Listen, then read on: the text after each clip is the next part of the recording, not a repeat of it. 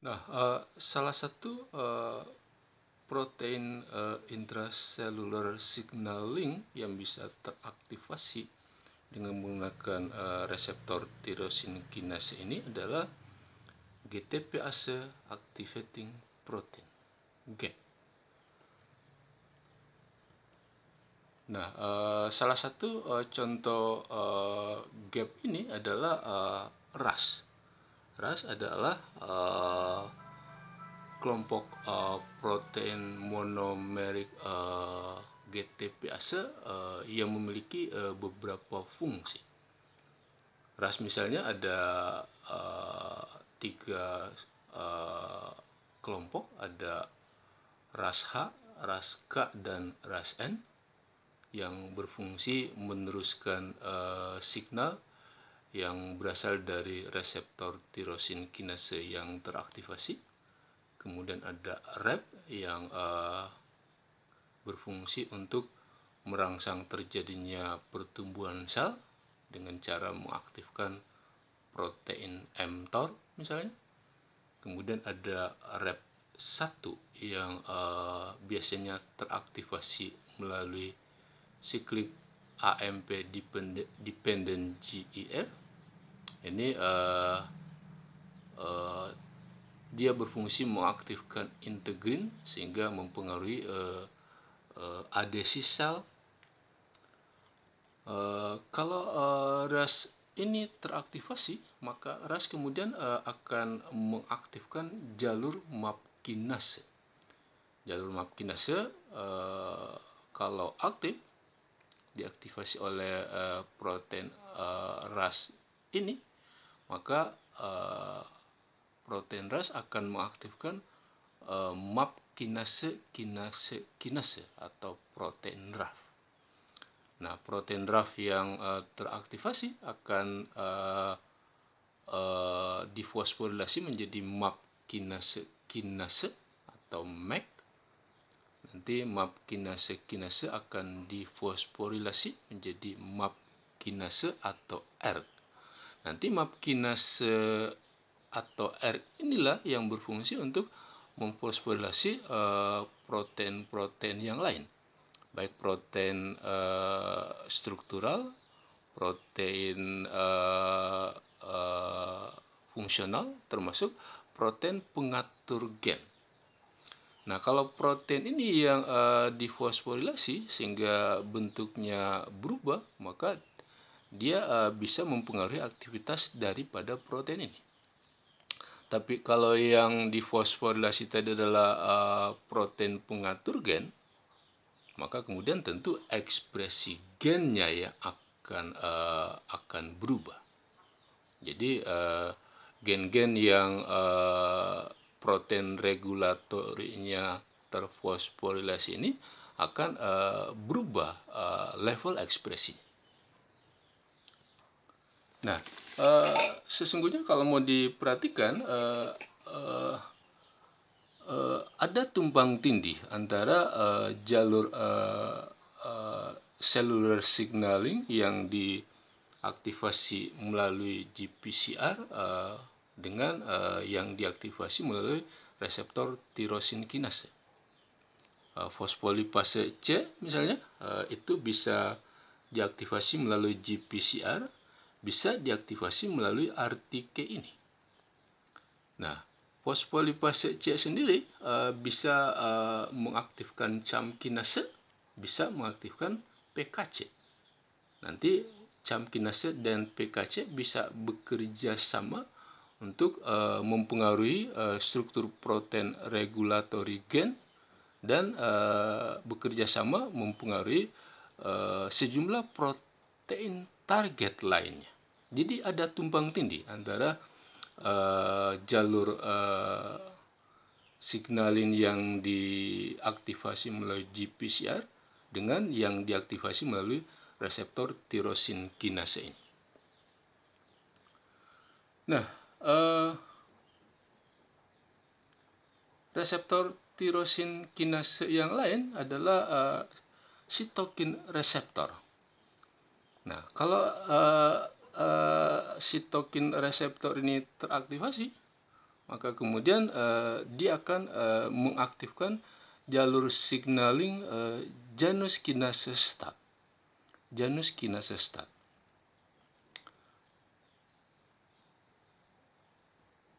Nah, sitokin sendiri adalah substansi yang biasanya dihasilkan oleh sel-sel yang terlibat dalam sistem imunitas.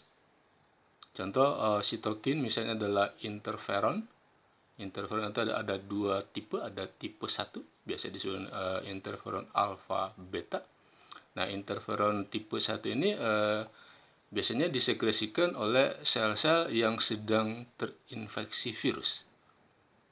Nah, interferon tipe 2 atau interferon gamma diketahui itu disekresikan oleh sel T, termasuk natural killer cell, NK cell, dan makrofag. Kemudian GM-CSF. GM-CSF itu adalah granulocyte macrophage colony stimulating factor. Granulocyte macrophage colony stimulating factor ini adalah salah satu jenis sitokin yang bisa disekresikan oleh makrofag, mast cell, termasuk sel-sel endotelial. Ini adalah sitokin. Nah, kalau sitokin reseptor ini aktif, maka kemudian dia akan mengaktifasi jalur signalin JAK-STAT ini. Nah, sama dengan reseptor tirosin kinase yang lain, reseptor sitokin itu dibangun paling sedikit dua rantai polipeptida. Nanti sisi ekstraselnya ini berfungsi untuk berikatan dengan ligannya yang berupa sitokin tadi. Kemudian sisi sitoplasmiknya ada JAK kinase yang terikat di situ. Nah, kalau kemudian ada sitokin yang terikat, maka kemudian kedua rantai polipeptida ini akan saling mendekat. Setelah saling mendekat, nanti kemudian JAK yang ada di sini akan memfosforilasi JAK yang ada di sini. Yang disfosforilasi itu adalah residu asam amino tirosinnya.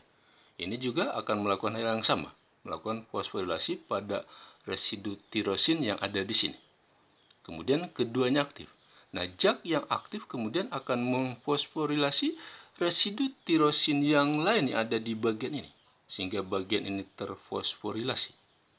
Nah, bagian yang terfosforilasi inilah yang kemudian menjadi tempat dockingnya protein lain yang disebut dengan STAT2 dan STAT1.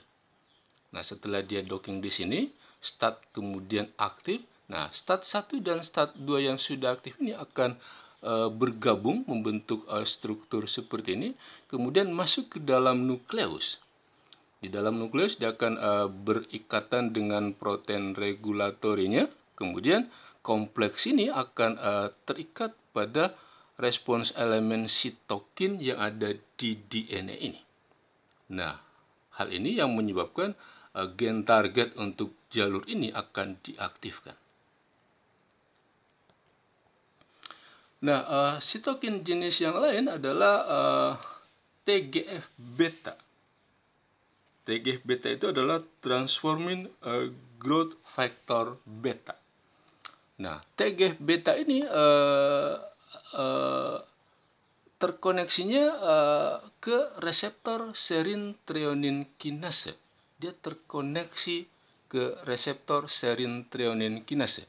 Jadi kalau TGF-beta ini mau dilihat lebih detail, itu dibangun oleh dua jenis. Ada TGF-beta reseptor tipe 2, ada reseptor TGF-beta tipe 1. Nah, kalau ada ligan TGF-beta yang terikat di bagian ini, maka kemudian itu akan mengaktifkan TGF-beta 2 reseptor. TGF-beta 2 reseptor kemudian akan memfosforilasi TGF-beta tipe 1.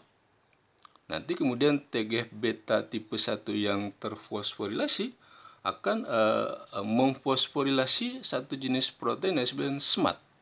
Bisa SMAD2, bisa SMAD3.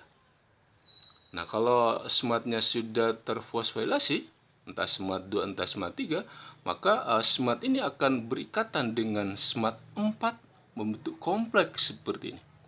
Nah, kompleks SMAD2 atau SMAD3 dengan SMAD4 ini kemudian akan masuk ke dalam nukleus, kemudian berikatan dengan protein regulatorinya, kemudian terikat pada respons elemen TGF beta yang ada di DNA ini.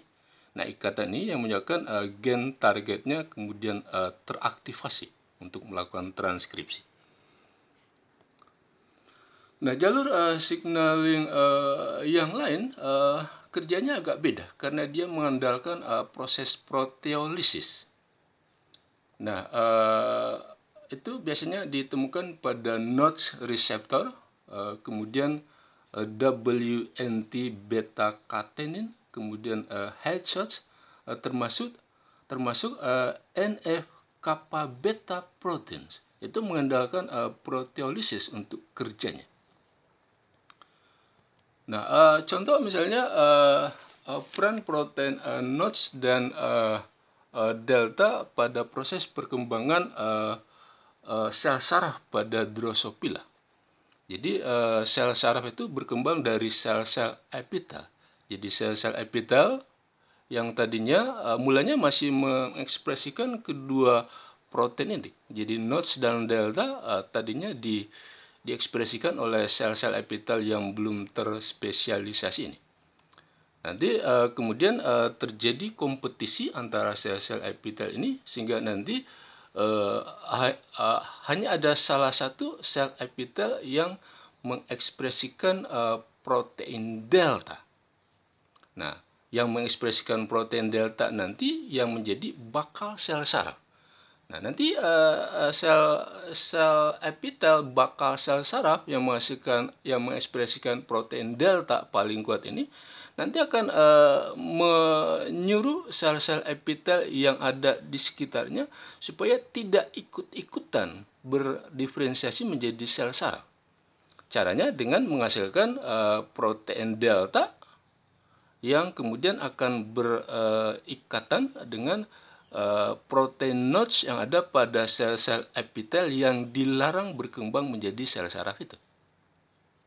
Nah, prosesnya itu jadi ini adalah kontak dependent sebenarnya. Tapi kalau mau dilihat proses lebih detail, kurang lebih seperti ini. Jadi ini adalah protein Notch tadi. Ini adalah protein Notch. Tadinya ada di lumen Golgi. Nah, supaya dia bisa bekerja, dia harus dikeluarkan dari Golgi. Kemudian terikat pada membran plasma. Tapi sebelum dikeluarkan ke sini, dia harus dipotong oleh sejenis peptidase di bagian ini. Sehingga kemudian strukturnya seperti ini. Jadi dia potong, kemudian dia melekat kembali seperti ini. Nah, setelah itu, nanti kemudian Notch yang ada di sisi ekstraseluler ini akan berikatan dengan delta yang ada pada sel yang melarang dia berkembang menjadi sel saraf itu. Kemudian ini diendositosis oleh sel-sel epitel yang dilarang menjadi sel saraf ini. Nah, setelah itu kemudian ini akan putus di sini. Diputus lagi oleh jenis peptidase. Kemudian bagian sitosol juga diputus sehingga tinggal ekornya ini. Nah, ekornya inilah yang kemudian ekor dari Notch inilah yang akan masuk ke dalam nukleoplasma berinteraksi dengan protein regulatorinya, termasuk protein yang lain yang berwarna biru ini. Kemudian dia akan terikat pada respons elemen Notch yang ada di sini. Kemudian dia akan menyebabkan gen-gen target Notch itu akan ditranskripsi. Oke, kurang lebih seperti itu. Oke, saudara-saudara, demikian kuliah tentang intercellular signaling. Semoga ada manfaatnya. Terima kasih.